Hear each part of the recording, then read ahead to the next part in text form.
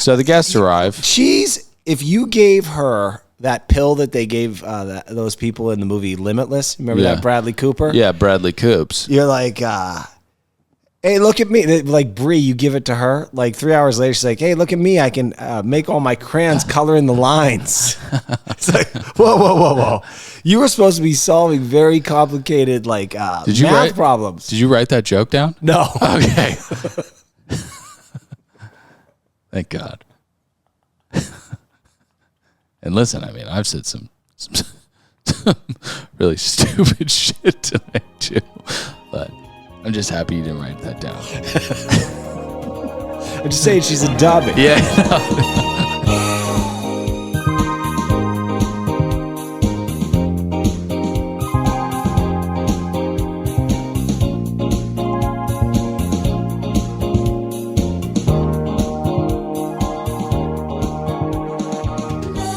Welcome aboard.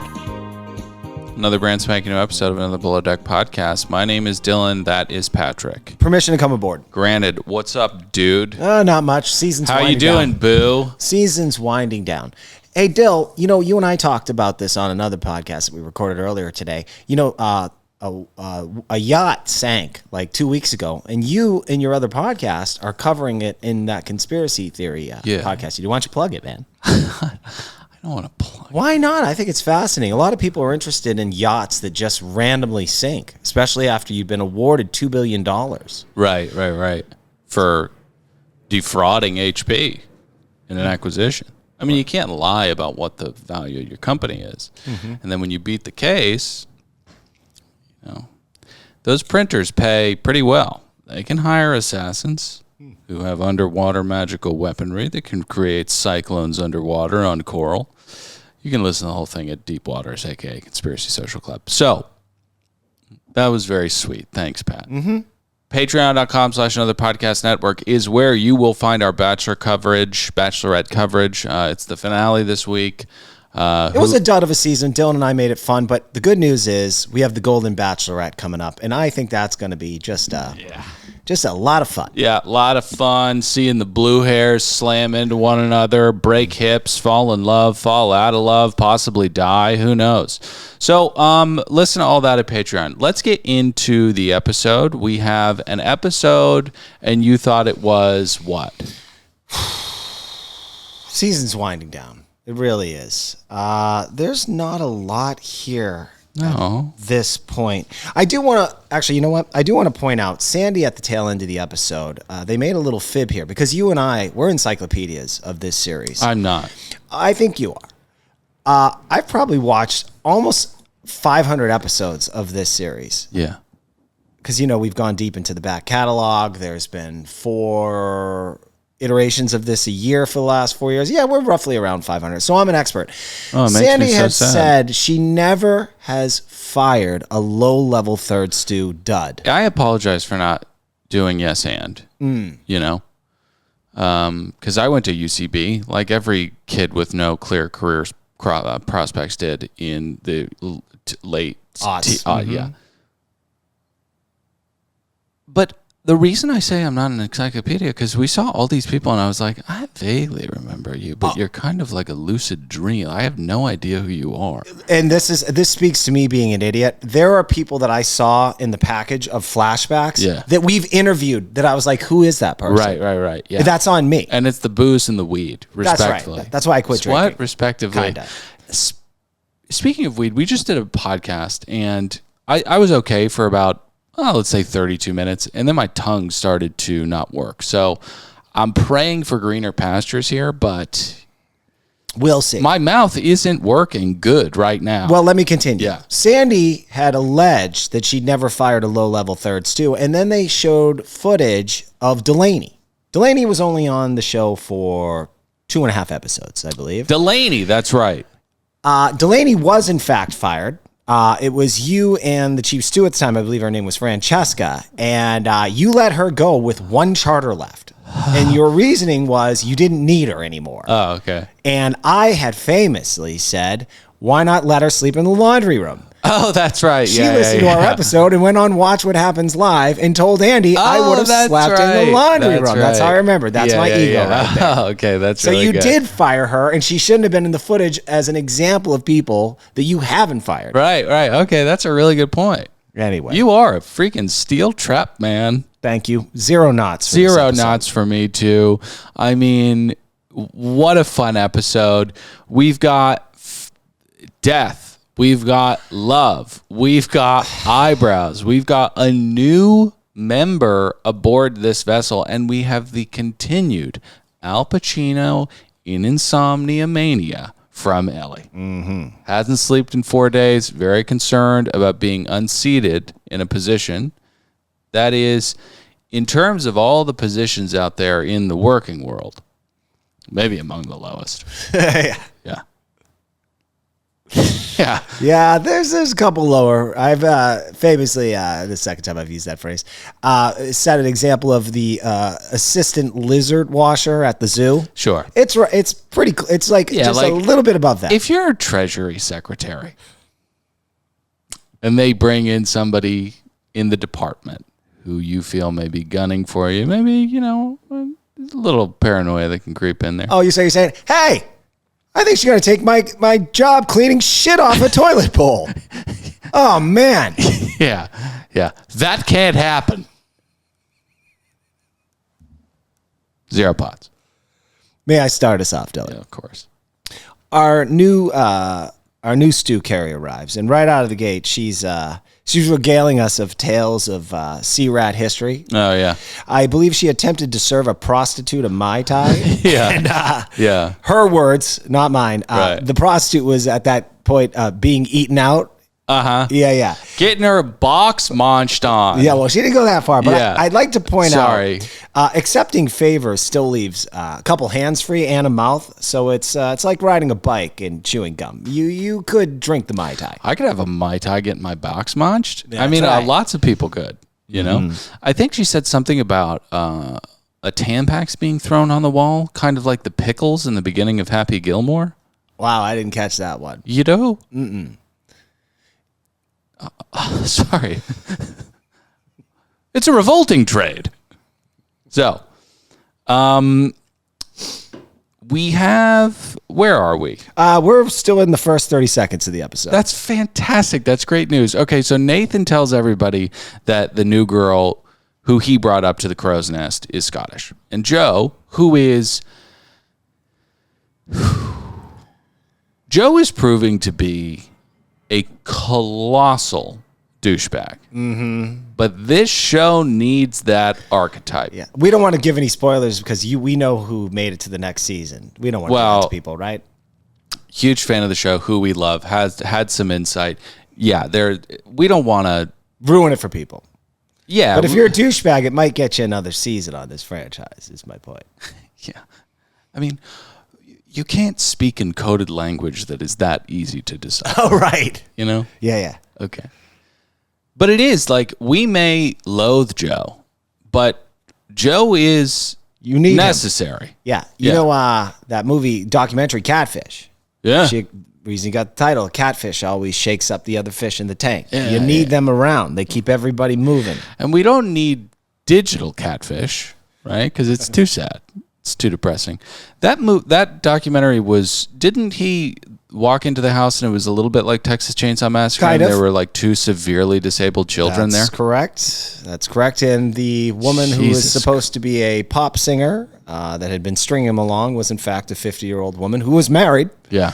And she had a very kind of sad, unexciting life. And this was Moo-moos only. Moo-moos only. And her husband, upon hearing that she was in fact communicating with younger, good-looking men from New York, and was like, hey, that's my wife. She's like a catfish.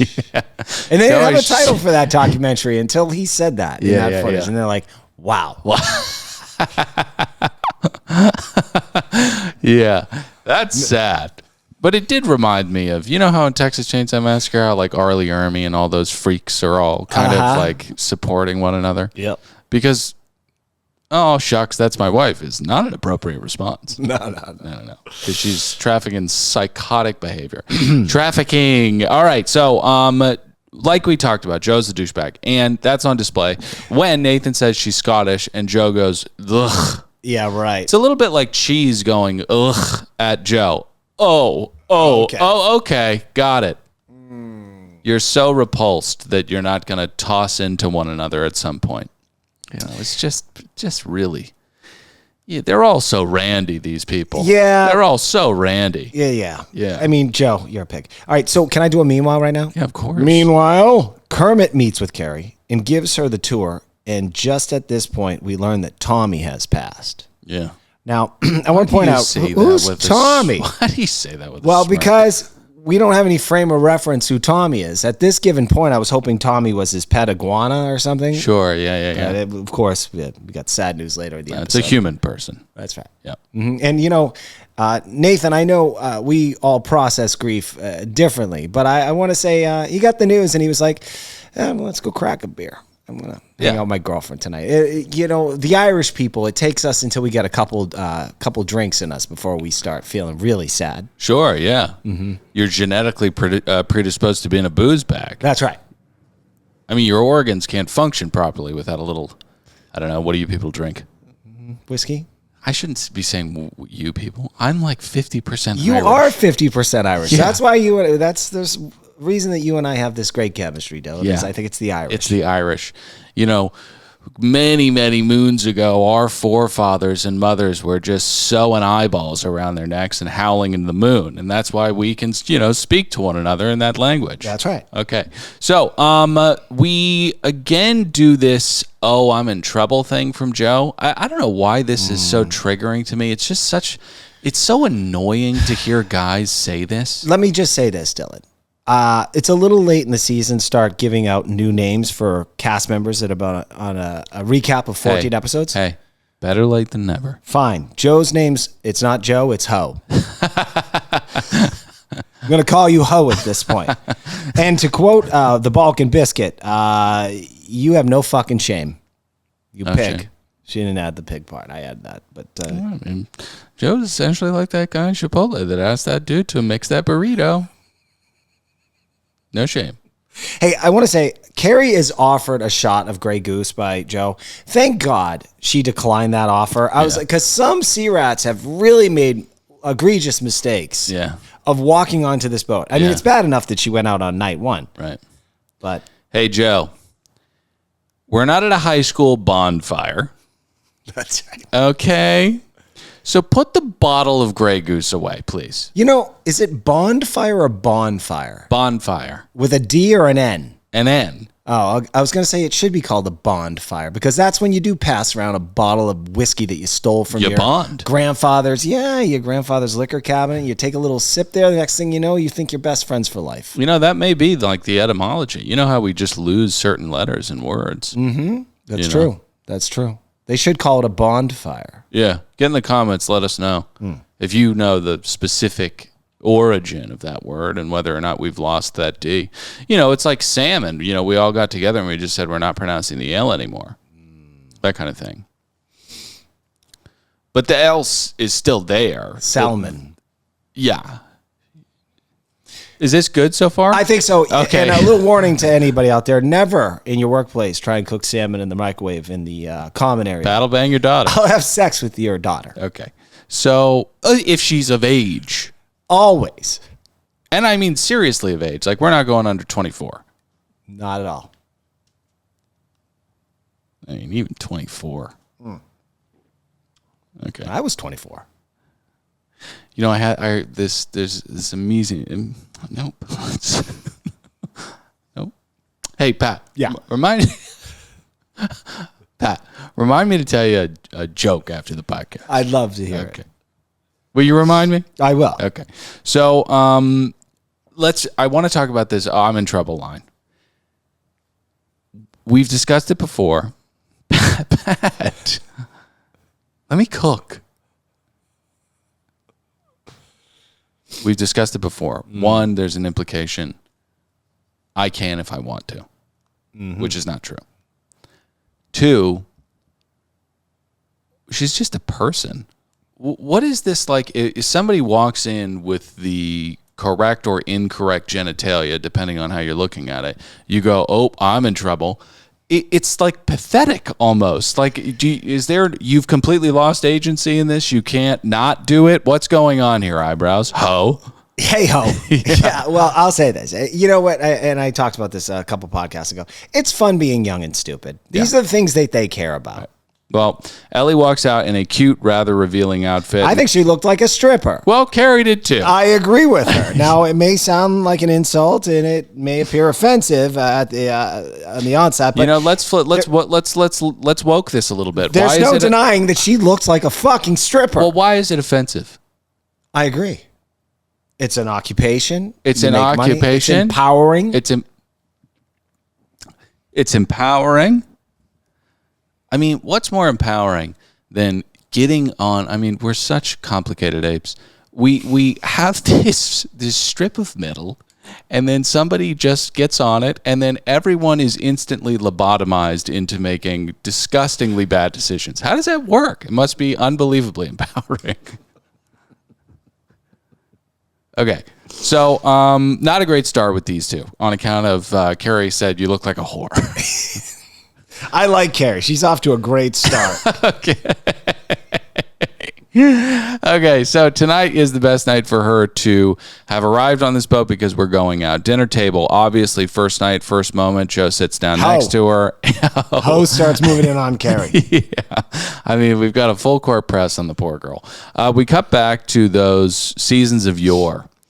Now, the reason I remember Jess and Rob, one, boobs, but two, Rob, very angularly handsome. Yes. And I'm not going to call it a normal people, Connell and Miriam kind of love, but it was very enticingly toxic, you know? It was. We interviewed Messica. Oh, we did? Yeah, she was parked out in a parking lot of a Costco. Yeah. That happens sometimes.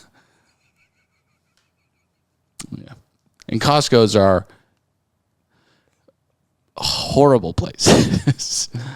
But it's important to go so that you can see somebody getting 16 muffins for some reason. Why are you getting that many? She must have 16 kids? Yeah. Or one. So, a pizza. I hate that place so much. No, I know. And listen, the only reason we're talking about it is because I just went to Costco way too high and got screamed at by 3 different employees. I told my wife that story. She laughed her ass off. You can hear the full story at patreon.com/another podcast network. Okay, so a pizza is served with unmelted cheese. Aisha and Carrie are getting along very quickly, and Ellie is already spiraling. She says this could be a problem. Well, she's a threat. Now, I want to point out to the Balkan Biscuit, because I can appreciate Game Knows Game, but you have 2 episodes left. You're not in jeopardy of losing your job at this point. Let it wrap up. Chill. You know what I mean? You're saying chill. Chill out. Yeah. And then Cheese/Brie, she also sees Carrie as a threat, but as a different kind of threat from her personal life. And she uses that analogy of a 3-course meal. Mm-hmm. Cheese is the appetizer. She's the cheese sticks. Yeah. Right. Ellie is the chicken fajitas. Okay. And Carrie's the dessert. She's the molten chocolate cake. I love Chili's. What kind of carnival cruise are we on eating this meal? Mozzarella sticks, chicken fajitas, and chocolate lava cake. I just laid out my favorite menu at Chili's. Wow. Okay, so she and Joe are done, according to her. Mm-hmm. No. Mm-mm. You dragged him into a bathroom and said, be a man. Or I'll be a man. So. And he said, lift that skirt up. Yeah. That was a raunchy moment, huh? Not hot at all. No. Banging in toilets is rarely hot. Never hot. Okay. So he's moved on to the Scottish girl who he's disgusted by and who's also a pathological flirt. So this should be good. Now, Nathan, I thought was doing well for having his friend passed away, but he is soaking the problem in liquor right now. He gets in the vans and he's a little bit flustered and angry. He tells Gail to shut the fuck up and says, I wish I cared, but I don't. Now, this is a Connell moment. Mm-hmm. This is a Connell moment because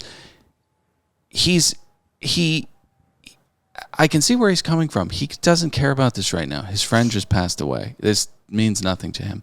But you have to go about life in a less brutish way. Mm-hmm. But it's revealed that to the other sea rats that his friend passed away and he can't handle it, and it's just very sad. Yeah. It seemed that broken up about it. Well, I'm saying earlier, maybe call the guy's mom, check in with her. I don't know, maybe he did some of these things. It's like that drunk that was on the last season of... You're talking about Anne Heche? No. I'm talking about that dude that missed calling his daughter who lived in Alaska. Oh, yeah. That idiot. Yeah. Yeah, and then he goes out to a bar and gets wasted and then starts whining about it. It's like, Yeah.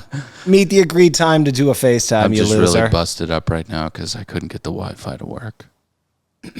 What about the last 4 years? Come on. Get it together. So we get back to the boat. A lot of cat shots tonight. A lot of stray cats. That's right. Which I appreciate. I'm very glad that Nathan has Gail there because Ho is not... They have a kind of brotherly moment. And Kermit has to encourage Joe to be there for his friend Nathan. Yeah, I mean, she's got to let him know what's going on because I don't think he does. No, but Gail is there for him, and they go and take that walk, and he admits to pushing pain and grief away, as most of us Irishmen do. Yeah. And then can I just get to the next morning? Of course. Okay, next morning. Yeah. Gail tells us she likes seeing that more sensitive side of Nathan there. Mm-hmm. And she wants to support him like he supported her. Like when she was dating that other guy and he tried to get in her pants. Yeah. And he said things like, fuck that guy. Yeah, he was... when he was there for her. He was there for her. He was like, hey, meet me in the inflatables closet on the 4th floor. Yeah, and then he said, fuck that guy, which should be on a greeting card for sympathy, Mm-hmm. Oof. Yeah, I'd like to be there for a lot of women, like the way he was for her. That's like a greeting card you would get in like a hot sauce shack on the side of the road going to Vegas. Fuck that guy. Fuck that guy. Mm-hmm. Oh, it's a joke. Yeah. I was headed to Vegas for a bachelor party. This is 20 years ago. They would not get away with this now. Yeah. And I'm in the gift shop. It's between here and Vegas, like one of those little shithole stopovers. Alien and they jerky. Had a rack of shirts that said no fat chicks allowed. Yeah. And I bought one. You did. Yeah, and I walked into a bar with it. I just thought it was funny. Sure. And they told me I couldn't come in with the shirt. Well, deservedly so. I understood. You know where that would work great? I'm sure if you walked into the Abbey with that, you'd be welcomed. They'd be like, oh, my God, honey. Yeah, gross. The gays get away with so much more than us straight cis guys do. Yeah, I know. And it's because cis people are fucking disgusting. That's right. So, and also, Patrick, us cis whites get away with so much. So not anymore. We're not complaining. I didn't know how good I had it. I know. Wasn't it fun?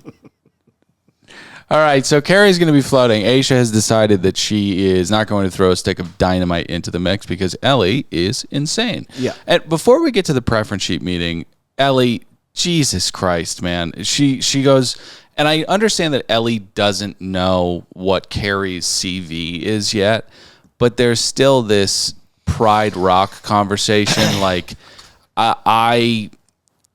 she better recognize, and I'm not saying that this would come from Mufasa's line. I'm saying there were a lot of seedy characters around Pride Rock, very worried about hierarchical stuff. Mainly Scar. Maybe a bad analogy, but she goes, you're the 4th stew.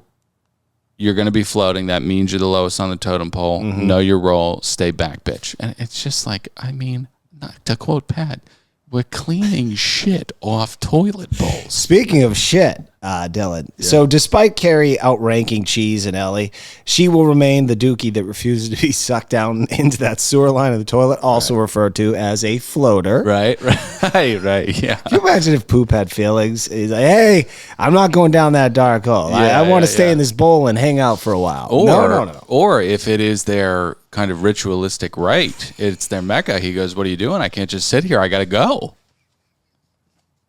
You know, my wife and I we've been on a Meet the Blank kick lately. What's Meet the Blank? Meet the Parents and Meet the Fockers. Okay, all right. Meet the Fockers is one of the greatest sequels ever. Meet the Fockers. Why?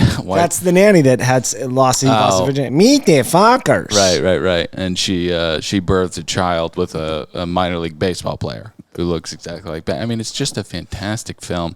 And the reason why I brought it up is because Dustin Hoffman, who has never been cuter than in that movie, says, we abide by if it's yellow, let it mellow. If it's brown, flush it down. And then he says, looks like I broke my own rule.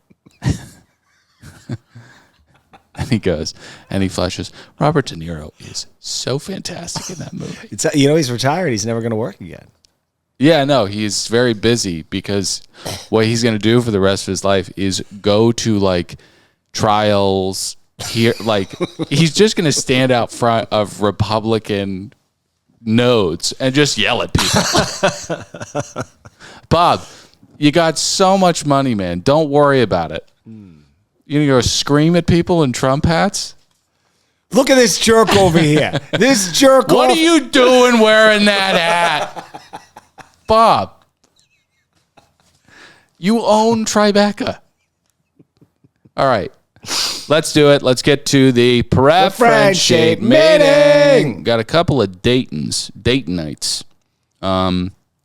They want Uzu cocktails to kick things off. Love that. We've got dance parties. We're gonna need. We've got pirate towers. We're gonna see what the tongue's doing. You see it? Mm-hmm. Tapas and small plates as opposed to family style. Yep, that would be one of my preferences as well. Tapas is just smaller family style. Yeah. When you go to a tapas restaurant, they're like, we recommend you order 12 things. Yep. And you pass them around. It's something so much better than it feeling like you're at a fucking banquet wedding. I don't like family style. I love family style. If family style is done correctly, I'm not saying you don't put a sterno under something, but the tapas thing is like, oh, thank you for this plate of 3 scallops. We'll split this amongst us 5. It's ridiculous. I hear. Now, Dylan, one of the more important preferences was they want to go with a big bang for the 15th year anniversary. They're all anniversaries togethers. Yeah. Now, Jono's, listen to this, and he's going to pull out all the stops. For dessert for this 15th anniversary thing, he's going to serve popsicles. Flintstone popsicles. But they're going to have the pushy thing, so it's like... Oh, that's class. It may not be class, but there's a lot of effort that goes into it. Mm-hmm. And Sandy's not going to recognize that, and he's going to go, but do you know what a Flintstone pop is like? Do you know how hard it was for me to do this? And she's going to be like, it's popsicles, Jono. We can't do that. There's a shellfish allergy. Hey. There's a shellfish allergy, and if you'll remember from last episode, Jono almost killed the worst X-Men ever. Now, many people got in our comments and asked the philosophical question. Now, I'm not going to go there because they didn't say that, and it's just a dark thing to be put out, period. So we're going to move on. Okay. When you don't have ads in a show, I know. I need that break. I'm kind of just drunk walking down this field. It's fun. Ellie and Aisha have a very awkward interaction. Ellie goes up to Aisha and essentially asks her to mentor her. And Aisha essentially says, no. I'm good. I'm good. Just keep doing keep doing you. Yeah. Whatever you're doing over there. Whatever you're doing. Doing that. Mm-hmm. Those orange mojitos you're doing. Keep going. I think Kermit hates the Balkan biscuit. I think so, too. I don't think they get along. We've got more infighting, though, this time between Gail and Joe. So this is one of the odder storylines, or trying to be a storyline. What were we going to say? Ho, yes. Ho and Gail, them bumping heads is very odd to me. It's kind of been ramping up, and then, of course, it comes to a head with him calling her a princess and her calling him a prick later on the episode.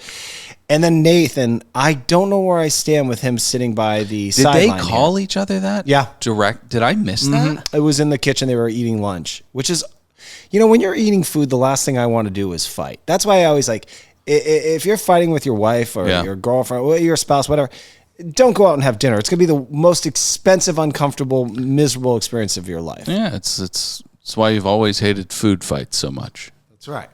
Just doesn't make any sense to you. It's very wasteful too.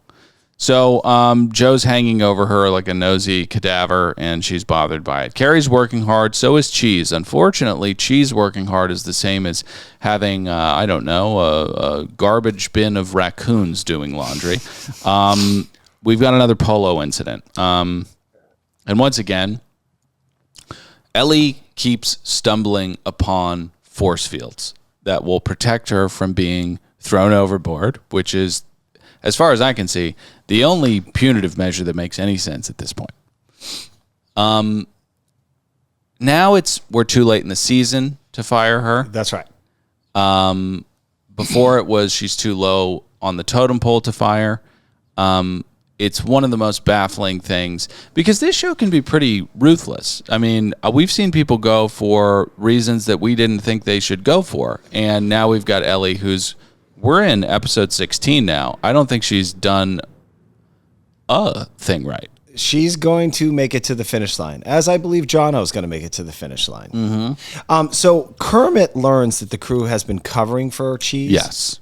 And this is interesting because she realizes she's so incompetent that even Kermit is lost her.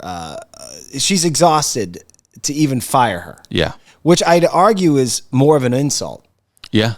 Because you're such a loser wow. and irredeemable that I can't waste any more effort on you. You just do you, boo. It's the Jim Downey speech at the end of, again, Happy Gilmore. Oh, we always play that it. was Jim Downey? Yeah. That gives that speech? That's what he looks like? Yeah. Jim Downey's a famous writer for Saturday Night Live that wrote all the best sketches. I had no idea. May God have mercy on your soul. Yeah. Oh, wow. He delivers that so perfectly. So perfectly. I'd never seen that actor before. I was like, we should see him in more film. Yeah. Good to He's know. been in 2 movies, I think. That and randomly There Will Be Blood. Oh, wow. But it was great in that. Isn't that a fun piece of trivia? Take that to your next dinner party. Okay, so too late in the season to come down on her, obviously. Aisha says she really wants to finish with 4. I don't know why. Why? Gail and Nathan are going on an adventure together. I think that they'll be traveling post docking. Aisha tells Captain Sandy about the polo and about the interference that the crew's been running for Cheese. And Sandy heads down to talk to Cheese. Now, we've devised a new scheme to help this process not be so raccoon-like. Beads. Mm. And we learned, Dylan, how she found out to use color beads. It turns out there's a group out there for sea rats to talk. Yeah. And it's not AA or NA or sexual addiction. It's, I don't even think it had a name. It was just like... Sea Rats Anonymous. That's right, Sea Rats Anonymous. Yeah. And that's how she learned this. SRA for short. Right. Yeah. Well, I mean, obviously there's a group for this. I mean, I'm in... Magic the Gathering collectible group. So obviously there's a group for people who need help with sea rat shit. Mm-hmm. That's what Facebook's for now. And for people to post vague cries for help. I call it Facebook crimes. Yeah, Facebook listen crimes. to us at APS Behind the Paywall. Yeah. I have a doozy for you this week. Selfie. This girl's like, I didn't think these shoes were cool. Yeah. Like, this is so sad that you're posting this. You're 50. Yeah, my favorites are the selfies in the car. Can't believe I got out of bed today. You okay? Yeah, the ominous, like. Yeah. I don't think I want to. ... Oh. Want to what? Want to what? All right. So this lowest on the totem pole position is a position that Sandy wants to offer belief in and not punishment. So Ellie gets the beads. Do you have faith that this is going to make a difference in any way, shape, or form? Absolutely. Okay. So the guests arrive. If you gave her that pill that they gave those people in the movie Limitless, remember that Bradley Cooper? Yeah, Bradley Coops. You're like, hey, look at me. Like Brie, you give it to her. Like 3 hours later, she's like, hey, look at me. I can make all my crayons color in the lines. It's like, whoa. You were supposed to be solving very complicated math problems. Did you write that joke down? No. Okay. Thank God. And listen, I mean, I've said some really stupid shit tonight too, but I'm just happy you didn't write that down. I'm just saying she's a dummy. Yeah, no. Irredeemable. I was like, where's she going? Where's he going with this? But yeah, no, that is funny. What would Cheese do if she got the Limitless drug? She'd color in the lines. Wow. Oh, good for you. So, I mean, we're sorry. No, I'm not. She shouldn't have a job right now. They should have fired her 5 charters ago. What is she still doing on this boat? Okay, so I don't think she can read. Definitely not. You kidding? No, we're joking around. We love you, Ellie. You mean Brie? Sorry. Okay. So Sandy says in her career, God, I feel a little yucky about that. Was that too much? No, she completely deserves it. Okay. All right. We don't know who she is. We just know her character on the show. That's right. We're not talking about her as a person. We recap it as we see it. Right. That's the line we always use when people come back and they say, hey, can you stop talking about me? Well, and we say, yeah. Hey, guys, you take it a little bit easy. I got a custody battle going on. Lawyers are telling me that this is not good for the case. Yep. Happy to pull back. Sure. Okay. So, God, what was the other one like? I'm going to kill myself. No, he's like, I'm trying to make myself better. Okay, yeah. Okay.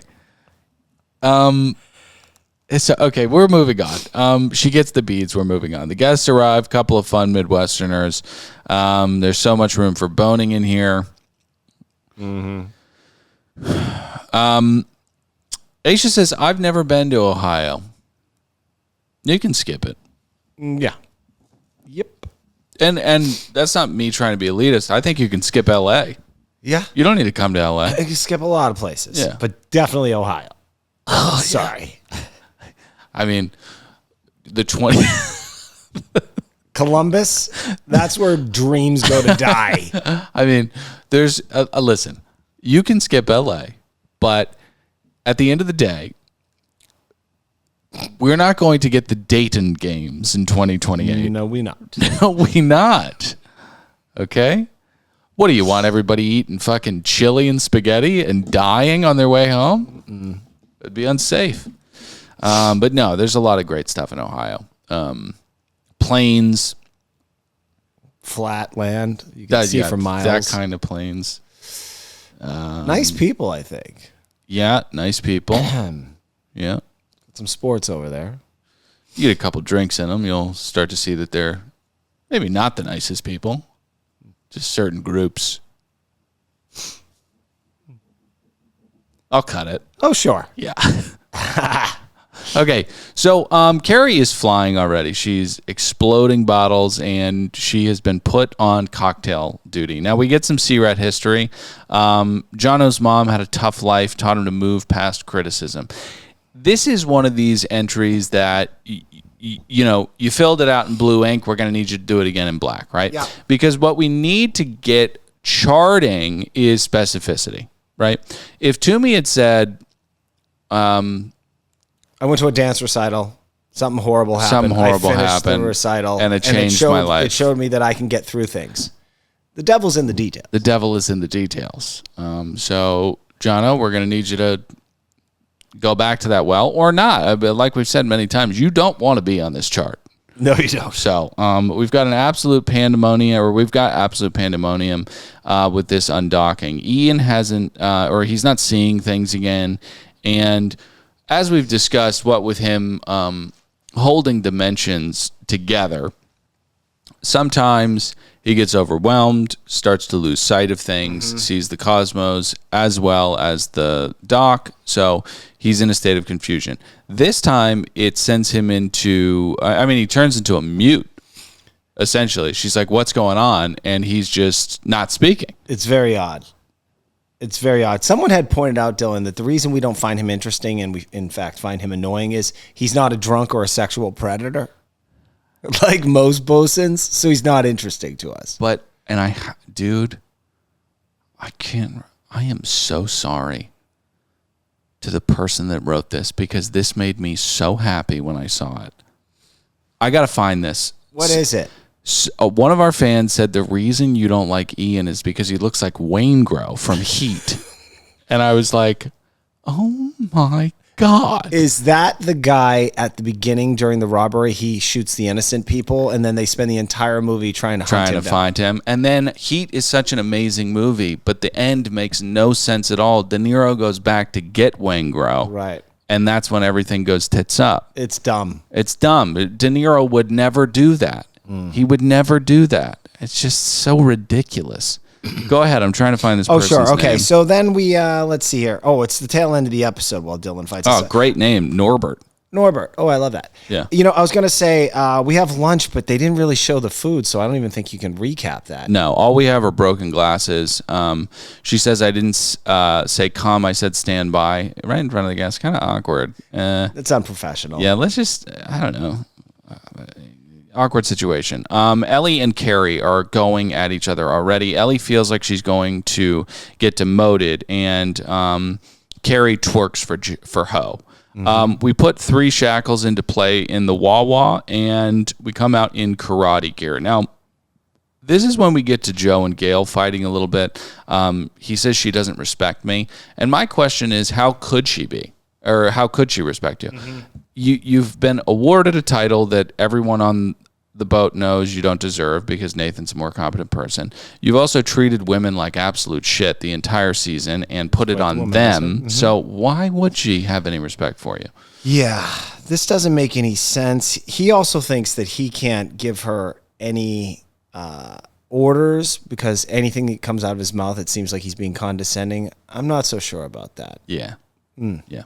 But later on, or in the next 30 seconds, he basically thinks that she's jealous of him in his relationship with Nathan. Is that what he alleges? I think that's what she alleges. Okay, yeah, that's right. what she alleges. But they have a very uncomfortable moment in the galley while chewing on some food. Some guy comes out, talks about Merkins.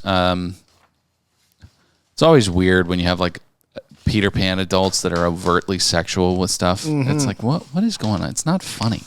And we wrap with the Balkan Biscuit going up to Aisha. Dumb move. Thought she was more calculated than this. Such a dumb move. If you're going to be obsessed with the hierarchical game of oars, you have to play it with a little bit more savvy. You can't just go up to your boss and sloppily suggest that there's a chance that she could betray you. Yeah. I don't even know what she was going for here. It was odd. It's a good question. What was the aim here? What were we going to achieve after this? God knows. But Aisha's triggered by this too. She's kind of had enough of this, and she's like, she's like, I'm just having her shadow, and also, what are you doing? It's my decision anyways. I'll put her wherever the fuck I want. So we'll see what happens next episode. Get in the comments, get in the iTunes reviews. Love us like we love you. Patreon.com/another podcast network. And have a happy week. Sorry, Labor Day's over. Back to work, but hopefully this turns that frown upside down. We love you guys very much. I'm Dylan saying goodbye. Pat, say goodbye. Later, dudes!